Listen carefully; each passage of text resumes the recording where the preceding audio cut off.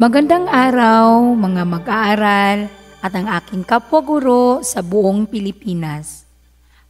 Ngayong araw na ito, andito ang inyong guro sa Edukasyon sa Pagpapakatao 10 na si Ginang Ramelin C. Labadan galing sa Yumbing National High School upang magbigay sa inyo ng isa na namang aralin sa ating asignaturang ESP. Tayo ngayon ay nasa ikalawang markahan na at ang ating unang aralin ay ating tatalakayin. Ang ating unang tatalakayin sa ikalawang markahan ay ang aralin 1 na ang pamagat ay ang makataong kilos. Pero bago natin ipagpapatuloy ang ating aralin or paksa ngayon, ilalahad ko muna sa inyo ang mga layunin. Tayo ay may mga 3 layunin. Ang mga sumusunod na pagkatuto o layunin ay inasahang malinang sa iyo sa pag-aaral mo sa module na ito.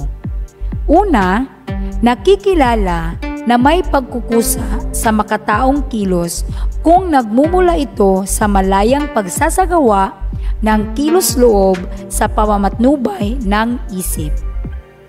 Pangalawa, nakapagsusuri ng mga kilos na may pananagutan. At ang panghuli, napatutunayan na ang makataong kilos ay sinadya or deliberate at niloob ng tao gamit ang isip, kaya pananagutan niya ang kahihinatnan nito, kabutihan man o kasamaan. Para sa ating pagbabalik-tanaw, ano ang iyong natutuhan sa nakaraang module? Sana naman ay naalala mo pa. Hindi ka pa malilimutin dahil bata ka pa, di ba?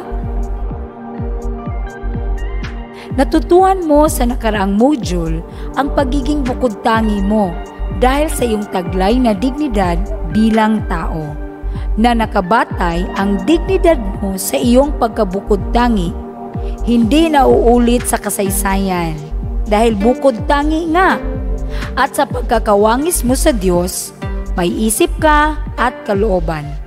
Ginagamit ng tao ang isip at kilos loob upang siya ay magpakatao. At yan ang ating napag-alaman sa nakaraang module sa unang markahan. Ngayon, tatanungin ko kayo, ano naman kaya ang koneksyon ng isip at kilos loob sa makataong kilos? So kung titingnan natin, sa araw-araw nating kilos, ginagamit nga ba natin ang ating isipan? Halimbawa, kanina, sa iyong pagpasok sa paaralan ay nahuli ka.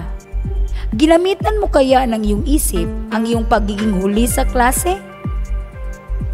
Okay, sa iba namang bahagi ng ating buhay, no? Hindi naman parati, pero may mga pagkakataon na habang ikaw ay naglalakad, ay bigla kang natisod at ikaw ay napamura o namalikas. Ginamit mo ba ang iyong isip sa iyong pagmumura? Okay. Another example. Nakita mo kanina ang iyong guro na nagwalis at naglinis ng silid-aralan. Ano ang iyong ginawa upang masabi natin na ginamit mo ang iyong isip at kilos loob? Diba? So ikaw lang ang makapagsasagot niyan. Pero may alam ka na ba sa mga kilos na masasabi mong ginamitan mo ng isip? Ano kaya ang tawag natin sa mga kilos na iyon? Okay, at ang module na ito ay sasagutin ang mga tanong na ating naibigay.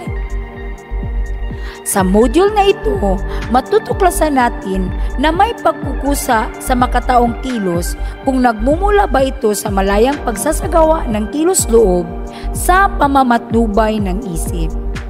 Sa module na ito, matutuklasan mo may pagkukusa sa makataong kilos kung nagmumula ito sa malayang pagsasagawa ng kilos-loob sa pamamatnubay ng isip, na ang makataong kilos ay sinadya at niloob ng tao gamit ang isip.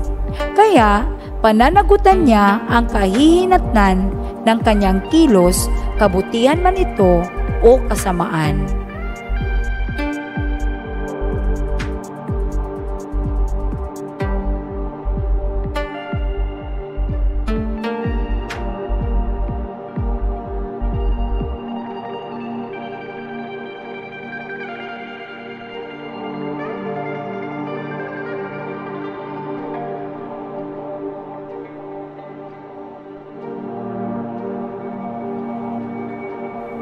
Okay, base sa ating sitwasyon na binasa, naging malinaw ba sa iyo kung ano itong makataong kilos?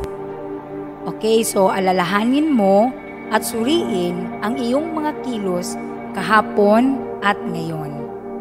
Lahat kaya ng kilos mo ay makatao? Okay, so ngayon, magpapatuloy tayo at uunawain natin ang mga mahalagang konsepto ng aralin. Ang sinasabing makataong kilos ay may dalawang uri.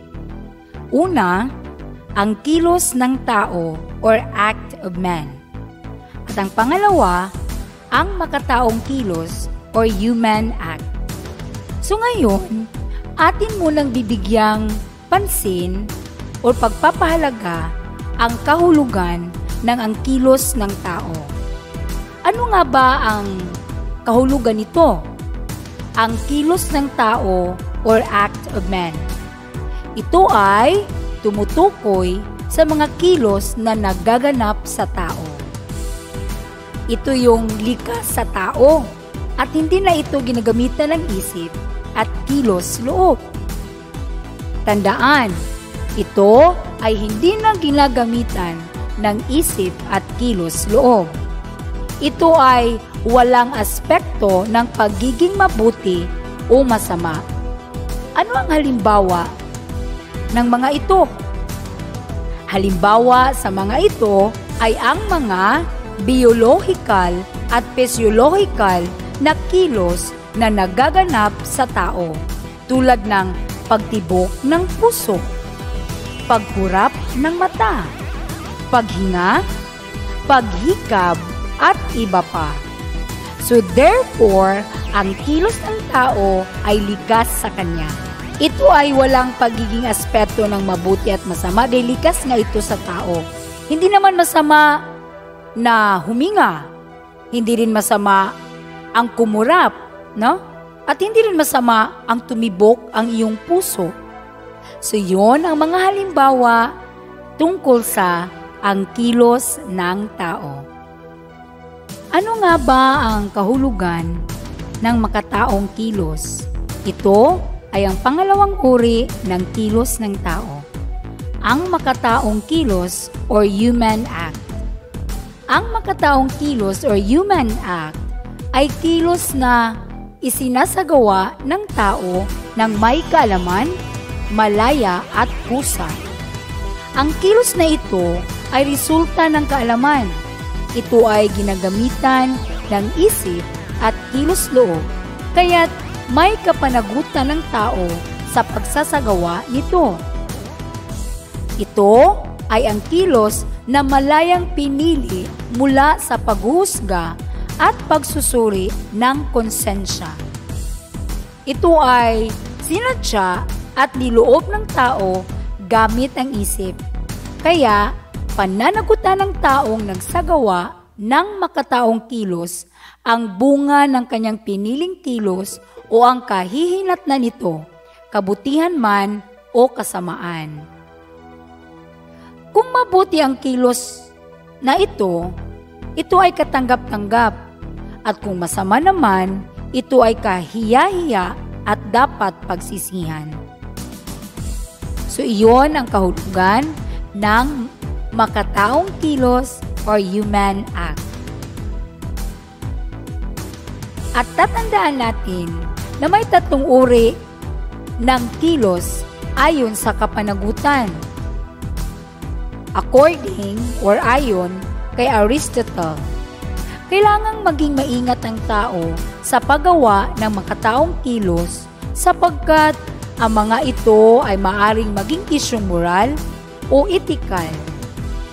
Ang kilos na ito ay ginagawa ng may pag-unawa at pagpili dahil may kapanagutan or accountability. Tatlong uri ng kilos ayon sa kapanagutan. Una, kusang loob. Ito ang kilos na may kaalaman at pagsang-ayon. May pagkukusa sa makataong kilos kung nagmumula ito sa malayang pagsasagawa ng kilos loob sa pamamatnubay ng isip. Halimbawa, ang isang guro na ginagampanan ang kanyang tungkulin bilang guro ng buong tapat, nagbubuo ng banghay-aralin bilang preparasyon sa kanyang pang-araw-araw na pagtuturo, gumagamit ng iba't ibang estratehiya upang maging kawili-wili ang kanyang pagtuturo. So meaning, ang guro ay ginampanan ang kanyang tungkulin.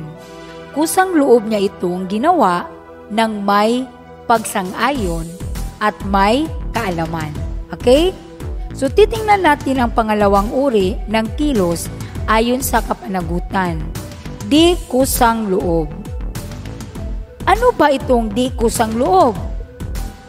Ito ay may paggamit ng kaalaman, ngunit kulang ang pagsang-ayon. Makikita ito sa kilos na hindi isinagawa, bagaman may kaalaman sa gawain na dapat isakatuparan. Halimbawa, si Art, isang empleyado sa munisipyo na naglingkod bilang COMELEC member para sa pambansang eleksyon. Binulungan siya ng kanyang chairman na tulungan ng isang kandidato sa pamamagitan ng dagdag bawas. Alam niyang ito ay iligal at labag sa kanilang moral na tungkulin, kaya hindi siya pumayag. Ngunit dahil natatakot siya na baka matanggal siya bilang miyembro, kahit labag sa kanyang kalooban ay ginawa pa rin niya ang pabor na hinihingi. Si Art ay alam niya na mali ang kanyang posibleng gagawin, pero sumang-ayon siya. Tinatawag itong di kusang loob dahil in the first place, alam niya na hindi tama, hindi siya sana sang-ayon, pero dahil natakot siya na baka matanggal siya sa trabaho. So, kahit alam niyang mali, ginawa niya pa rin, no? So, alam niya, ginamit niya alam niya, may kaalaman siya dito, kulang ang kanyang pagsang-ayon, pero isinakatuparan pa rin niya ang kanyang kilos. Okay? How sad. Okay, titingnan natin ang pangatlo. Walang kusang loob. Okay. Dito ang tao ay walang kaalaman, kaya't walang pagsang-ayon sa kilos. Ang kilos na ito ay hindi pananagutan ng tao dahil hindi niya alam, kaya't walang pagkukusa. Halimbawa, may kakaibang ekspresyon si Dan sa kanyang muka. Madalas ang pagpindat ng kanyang mata.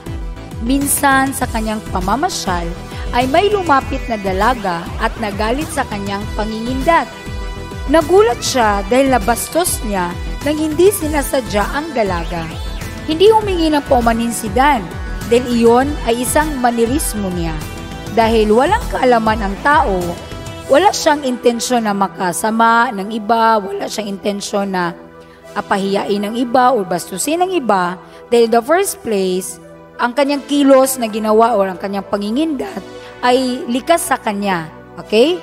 So, hindi siya humingi ng paumanhin, hindi naman magkatugma ang nakita ng babae sa kanya dahil in the first place, expression lang ni Dan yun ng kanyang muka. Normal sa kanya, ang pangingindat, doon nabastos ang babae, pero sa part ni Dan, hindi siya humingi ng paumanhin dahil hindi naman niya intensyon na gawin iyon sa babae dahil ito ay isang manirismo lamang.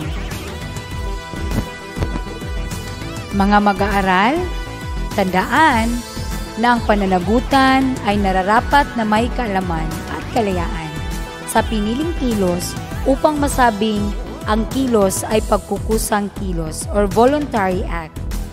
Ang bigat ng pananagutan sa kinakaharap na sitwasyon ay isang makataong kilos ay nakabatay sa bigat ng kagustuhan o pagkukusa. Kung mas mataas ang degree ng pagkukusa, mas mabigat ang pananagutan. Kung mas mababa naman ang degree ng pagkukusa, mas mababaw ang pananagutan. Napagod ka ba sa iyong pakikinig? Pakiramdaman mo at suriin ang iyong sarili. Alalahanin mo ang iyong mga nagawang kilos at pasya. Ang mga naging kilos mo ba ay lahat matatawag na makataong kilos? Palagi ka bang may pagkukusa sa makataong kilos? Paano mo makikilala na may pagkukusa sa makataong kilos? Maraming salamat sa pakikinig. Naway kayo ay nabigyang linaw at nagkaroon ng kaalaman tungkol sa paksang ating natalakay. Okay, salamat at magandang buhay. Okay, hanggang sa susunod na ating talakayan. Ito ang inyong guro sa edukasyon sa pagpapakatao na si Ginang Remelin Kulansi Labadan, ang inyong lingkod.